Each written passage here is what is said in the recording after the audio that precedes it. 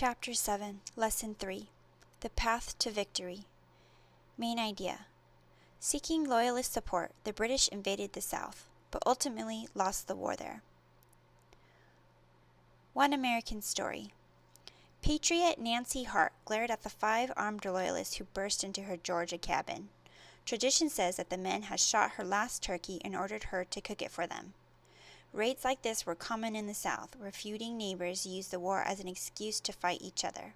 Both Patriots and Loyalists took part in the raids. As Hart prepared the food, she planned her attack. When dinner was ready, the men sat down to eat. Seizing one of their muskets, Hart shot and killed one man and wounded another. She aimed the gun at the others as her daughter ran for help. A group of Patriots arrived and hanged the Loyalists. As Nancy Hart's story demonstrates, the fighting between Patriots and Loyalists in the South was vicious.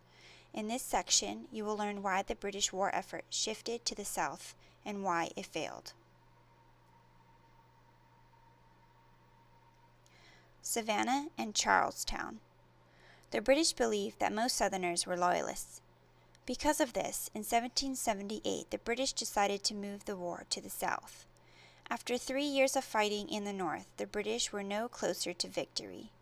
Although they had captured northern cities, they couldn't control the countryside because they did not have enough troops to occupy it. The British believed that if they gained territory in the South, Southern Loyalists would hold it for them. The British also expected large numbers of Southern slaves to join them because they had promised to grant the slaves freedom. Although thousands of African Americans did run away to join the British, not all of them were set free. Instead, some British officers sold African Americans into slavery in the West Indies. Britain's West Indian colonies were a third reason the British invaded the South.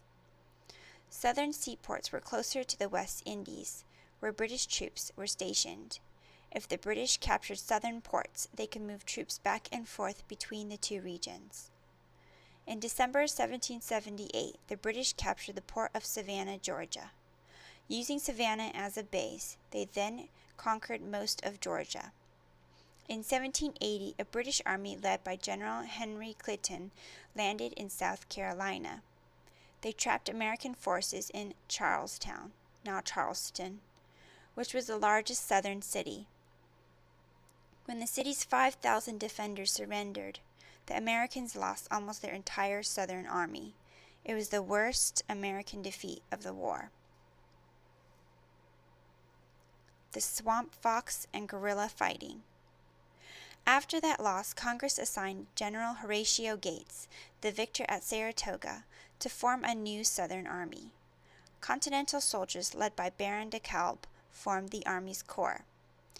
Gates added about 2,000 new and untrained militia. He then headed for Camden, South Carolina, to challenge the army led by the British General Lord Cornwallis. On the way, a band of patriots from South Carolina approached Gates. Their number did not exceed 20 men and boys, some white, some black, and all mounted, but most of them miserably equipped, wrote an officer. Their leader was Francis Marion, called the Swamp Fox. He provided Gates with helpful knowledge of South Carolina's coastal swamplands. Gates sent Marion to destroy boats on the Santee River behind Camden. This would cut off British communications with Charlestown. In August 1780, Gates' army ran into British troops outside Camden. The Americans were in no condition to fight. They were out of supplies and half-starved. Even worse, Gates put the inexperienced militia along part of the front line instead of behind the veterans. When the British attacked, the militia panicked and ran. Gates also fled, but Kalb remained with his soldiers and received fatal wounds. This second defeat in the South ended Gates' term as head of an army and caused American spirits to fall to a new low. After Camden, a small British force sent out for Charlestown in a column of American prisoners. Marion's band overwhelmed the British and freed the prisoners. Fighting from a base in the swamps, Marion's men cut the British supply line that led inland and north from Charlestown. Marion used the methods of a guerrilla. Guerrillas are small bands of fighters who weaken the enemy with surprise raids and hit-and-run attacks. Both patriots and loyalists formed guerrilla bands in the South. They carried out vicious raids.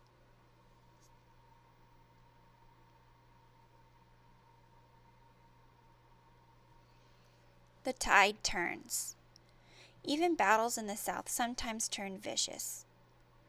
One example was the Battle of Kings Mountain, fought on the border of North and South Carolina in October 1780. After surrounding a force of about 1,000 Loyalist militia and British soldiers, the Americans slaughtered most of them. James P. Collins, a 16-year-old American, described the scene. A voice from the past. The dead lay in heaps on all sides, while the groans of the wounded were heard in every direction. I could not help turning away from the scene before me with horror, and though exulting in victory, could not refrain from shedding tears. By James P. Collins, quoted in The Spirit of 76. Many of the dead had been shot or hanged after they surrendered. The Americans killed them in revenge for Loyalist raids in an earlier incident in which the British had butchered Americans. Kings Mountain was one of Britain's first losses in the South. It soon suffered more. After Gates' defeat at Camden, Washington put a new general, Nathanael Greene, in charge of the Southern Army. Greene was one of Washington's most able officers. He had been a Quaker, but his church had cast him out because of his belief in the armed struggle against the British. Most Quakers are pacifists or opposed to war. Under Greene's command, the American army avoided full-scale battles in which the British had the edge because of superior firepower. So the American forces let the British chase them around the countryside and wear themselves out. When the Americans did fight, they did their best to make sure the British suffered heavy losses. As the fighting dragged on into its 6th year, opposition to the war grew in Britain. As a result, some British leaders began to think that American independence would not be so bad. The end of the war. In 1781, most of the fighting took place in Virginia. In July of that year, the British General Cornwallis set up his base at Yorkton, located on a peninsula in Chesapeake Bay. From there, his army could receive supplies by ship from New York. Washington saw Cornwallis's decision as a golden opportunity.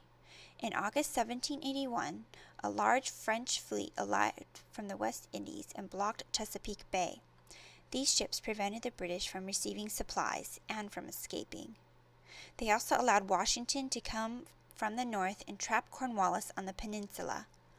Washington had enough men to do this because a large French force, led by General Jean Rochambeau, had joined his army.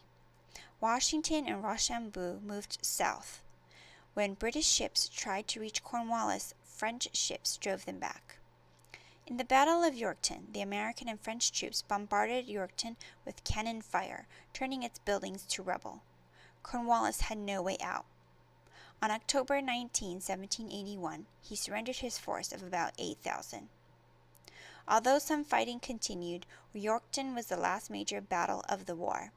When the British Prime Minister, Lord North, heard the news, he gasped, "It is all over." Indeed, he and other British leaders were soon forced to resign. Britain's new leaders began to negotiate a peace treaty, which is discussed in the next section.